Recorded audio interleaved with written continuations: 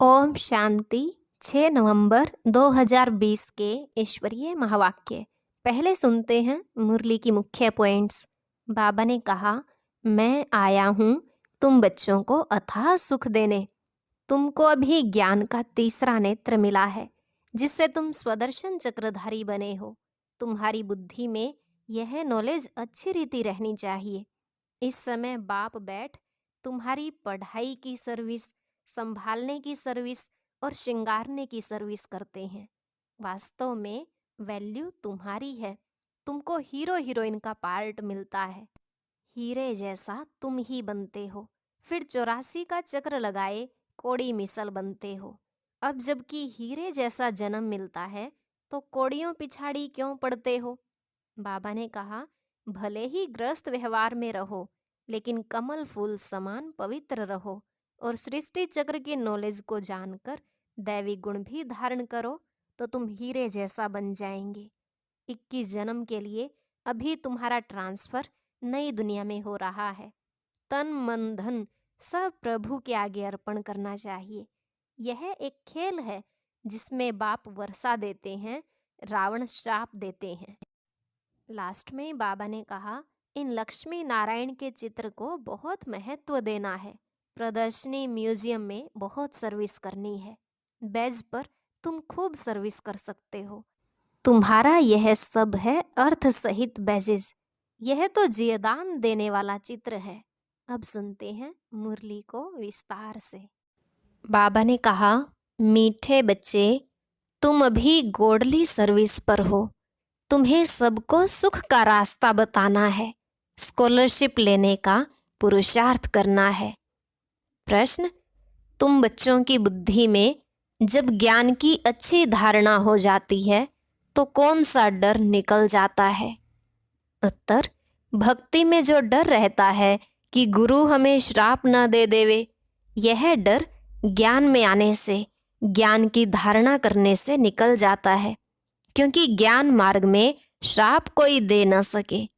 रावण श्राप देता है, बाप वर्षा देते हैं। रिद्धि सिद्धि सीखने वाले ऐसा तंग करने का, दुख देने का काम करते हैं। ज्ञान में तो तुम बच्चे सबको सुख पहुंचाते हो। ओम शांति। मीठे मीठे रूहानी बच्चों प्रति रूहानी बाप बैठ समझाते हैं, तुम सब पहले आत्मा हो, यह पक्का निश्चय रखना है। बच्चे जानते हैं हम आत्माएं परमधाम से आती हैं, यहाँ शरीर लेकर पार्ट बजाने। आत्मा ही पार्ट बजाती है। मनुष्य फिर समझते शरीर ही पार्ट बजाते हैं। यह है बड़े ते बड़ी भूल, जिस कारण आत्मा को कोई जानते नहीं। इस आवागमन में हम आत्माएं आती जाती हैं, इस बात को भूल जाते हैं। इसलिए बाप को ही आकर आत्म अभिमानी बनाना पड़ता है। यह बात भी कोई नहीं जानते। बाप ही समझाते हैं आत्मा कैसे पार्ट बजाती है। मनुष्य के मैक्सिमम 84 जन्मों से लेकर मिनिमम है 1-2 जन्म। आत्मा को पुनर्जन्म तो लेते रहना है। इससे सिद्ध होता है बहुत जन्म लेने वाला बहुत पुनर्जन्म लेते हैं, थोड़े जन्म लेने वाला कम पुनर्जन्म लेते हैं। जैसे नाटक में कोई का शुरू से पिछाड़ी तक पार्ट होता है, कोई का थोड़ा पार्ट होता है। यह कोई मनुष्य नहीं जानते। आत्मा अपने को ही नहीं जानती तो अपने बाप को कैसे जाने? आत्मा की बात है ना, बाप है आत्माओं का। श्री कृष्ण तो आत्माओं का बाप है नहीं। श्री कृष्ण को निराकार तो नहीं कहेंगे, साकार में ही उनको पहचाना जाता है। आत्मा तो सबकी है, हर एक आत्मा में पार्ट तो नूंदा है। यह बातें तुम्हारे में भी नंबरवार पुरुषार्थ अनुसार हैं जो समझा सकते हैं।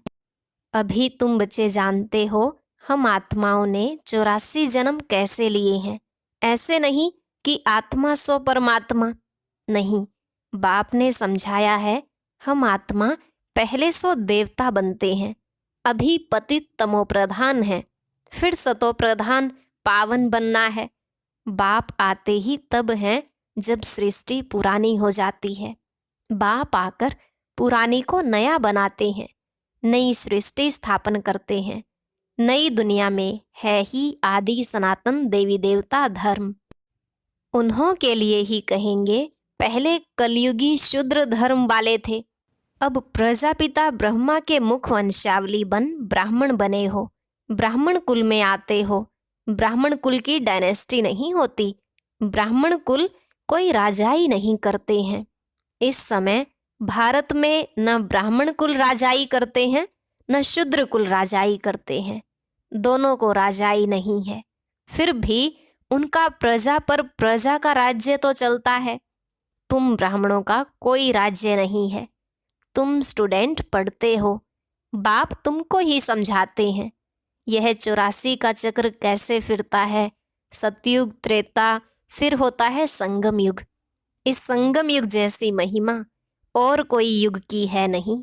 यह है पुरुषोत्तम संगम युग।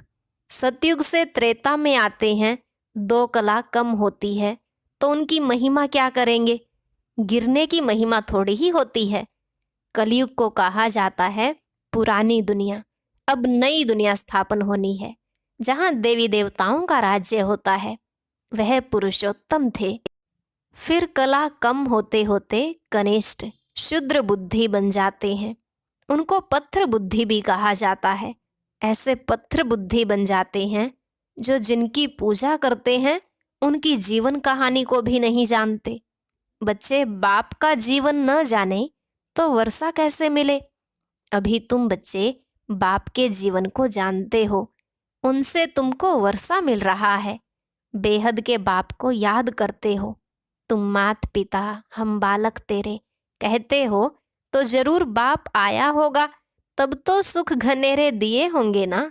बाप कहते हैं मैं आया हूँ, अथाह सुख तुम बच्चों को देता हूँ।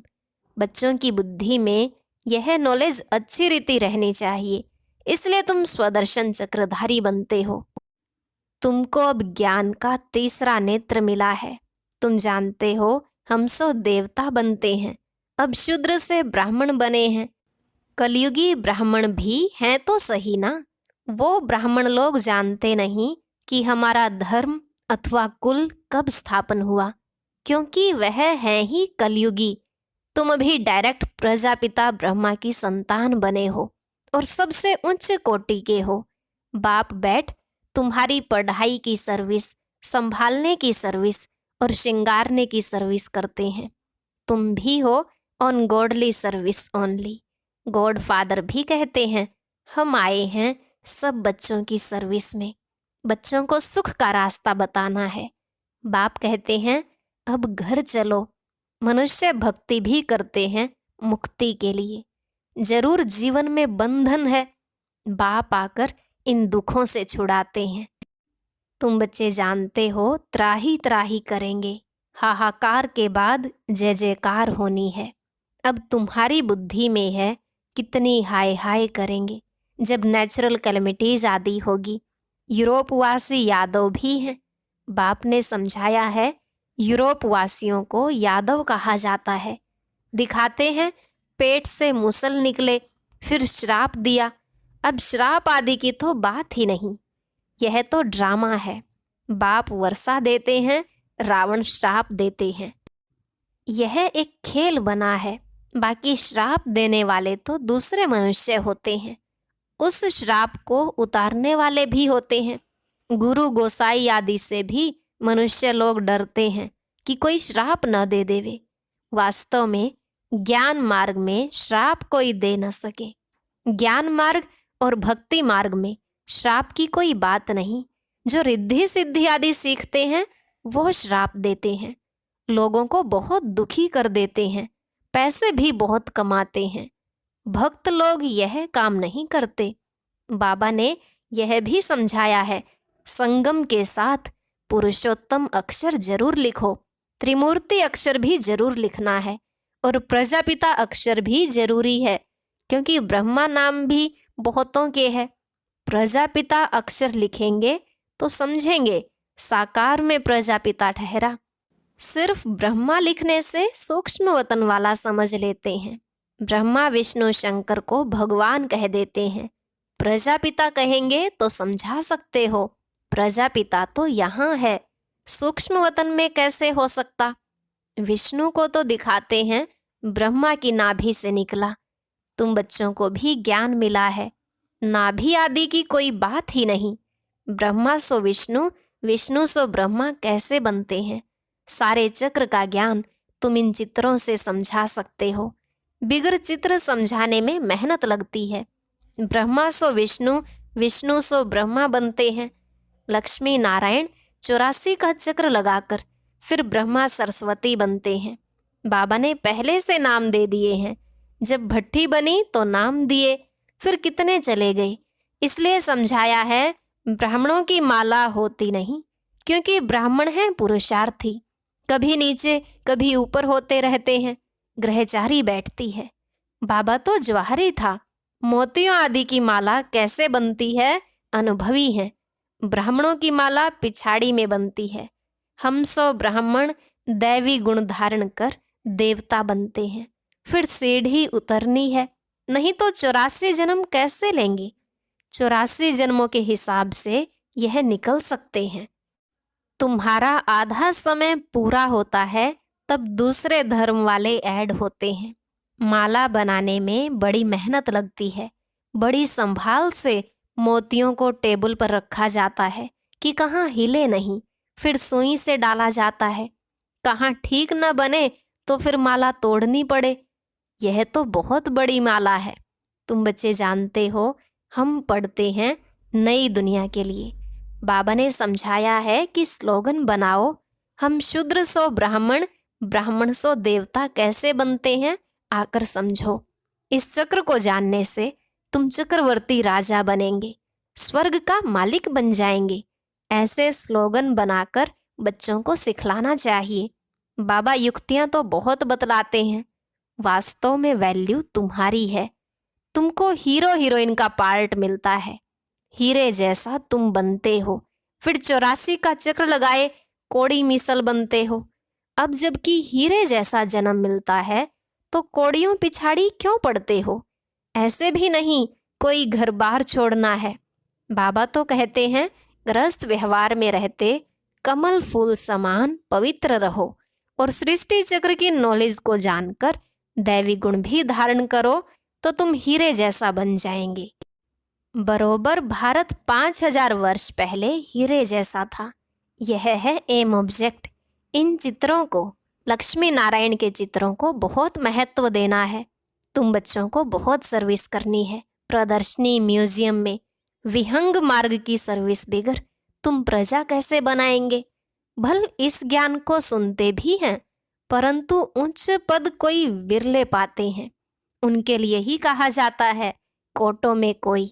स्कॉलरशिप भी कोई लेते हैं ना। 40-50 बच्चे स्कूल में होते हैं, उनसे कोई एक स्कॉलरशिप लेता है। कोई थोड़ा प्लस में आ जाता है तो उनको भी देते हैं। यह भी ऐसे है, प्लस में बहुत हैं। 8 दाने 100 भी नंबरवार हैं। वह पहले पहले राजगद्दी पर बैठेंगे, फिर कला कम होती जाएगी। लक्ष्मी नारायण का चित्र है नंबर 1। उनकी भी डायनेस्टी चलती है, परंतु चित्र लक्ष्मी नारायण का ही दिया हुआ है। यहाँ तुम जानते हो चित्र तो बदलते जाते हैं। चित्र देने से क्या फायदा? नाम, रूप, देश, काल सब बदल जाता है। मीठे मीठे रूहानी बच्चों को रूहानी बाप बैठ समझाते हैं। कल्प पहले भी बाप ने समझाया था। ऐसे नहीं श्री कृष्ण ने गोप गोपियों को सुनाया। श्री कृष्ण के गोप गोपियां होते नहीं, न उनको ज्ञान सिखाया जाता है। वह तो है सतयुग का प्रिंस। वहाँ कैसे राजयोग सिखाएंगे, वो पतित को पावन बनाएंगे। अब तुम अपने बाप को याद करो। बाप फिर टीचर भी है। टीचर को स्टूडेंट कभी भूल न सके, बाप को बच्चे भूल न सके, गुरु को भी भूल न सके। बाप तो जन्म से ही होता है। टीचर 5 वर्ष बाद मिलता है, फिर गुरु वानप्रस्थ में मिलता है। जन्म से ही गुरु करने का तो कोई फायदा नहीं है। गुरु की गोद लेकर भी दूसरे दिन मर जाते हैं। फिर गुरु क्या करते हैं? गाते भी हैं सतगुरु बिगर गति नहीं। सतगुरु को छोड़ वह फिर गुरु कह देते। गुरु तो ढेर हैं। बाबा कहते हैं, बच्चे, तुम्हें कोई देहधारी गुरु आदि करने की दरकार नहीं है। तुम्हें किसी से भी कुछ मांगना नहीं है। कहा भी जाता है, मांगने से मरना भला। सबको चिंता रहती है हम कैसे अपने पैसे ट्रांसफर करें। दूसरे जन्म के लिए वह ईश्वर अर्थ दान पुण्य करते हैं तो उसका रिटर्न इस ही पुरानी सृष्टि में अल्पकाल के लिए मिलता है। यहाँ तुम्हारा ट्रांसफर होता है नई दुनिया में और 21 जन्मों के लिए तन मन धन प्रभु के आगे अर्पण करना है। सो तो जब आए तब अर्पण करेंगे ना। प्रभु को कोई जानते ही नहीं तो गुरु को पकड़ लेते हैं। धन आदि गुरु के आगे अर्पण कर देते हैं। वारिस नहीं होता है तो सब गुरु को देते हैं।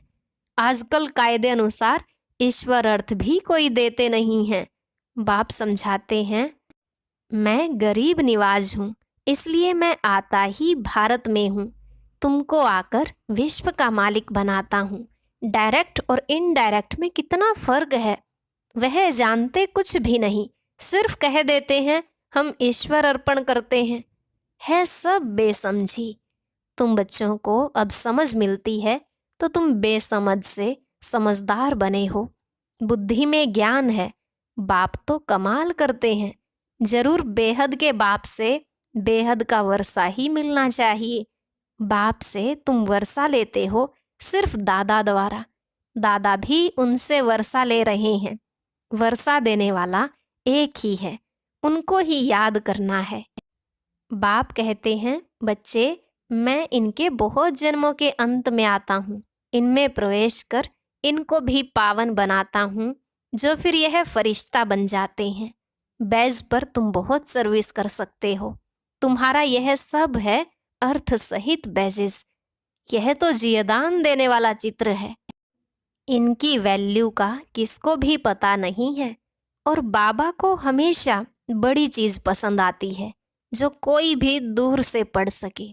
अच्छा, मीठे मीठे सिकिलदे बच्चों प्रति माता पिता बाप दादा का याद प्यार और गुड मॉर्निंग। रूहानी बाप की रूहानी बच्चों को नमस्ते। रूहानी बच्चों की रूहानी बाप दादा को नमस्ते नमस्ते, गुड मॉर्निंग। शुक्रिया बाबा, शुक्रिया। धारणा के लिए मुख्य सार।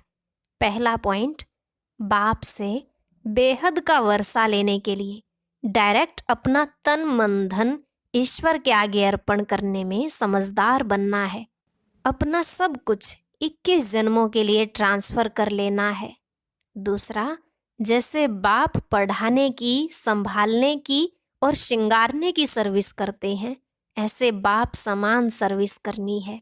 जीवन बंद से निकाल सबको जीवन मुक्ति में ले जाना है। आज का वरदान, सर्व खजानों की इकोनॉमी का बजट बनाने वाले महीन पुरुषार्थी भव। सर्व खजानों की इकोनॉमी का बजट बनाने वाले महीन पुरुषार्थी भव।